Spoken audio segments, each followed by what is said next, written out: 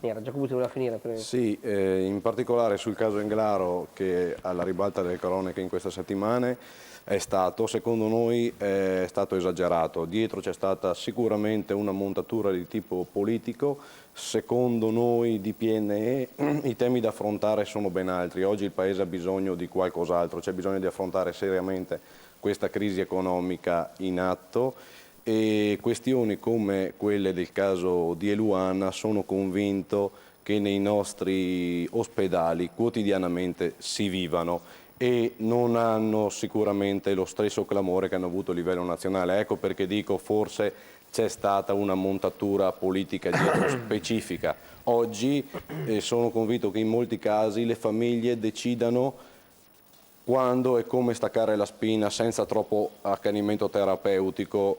Sicuramente al caso Englaro è paradossale che si sia dovuti arrivare fino a questo. 17 anni sono tanti, quello è vero. E dice che bisogna affrontare prima di tutto i nodi della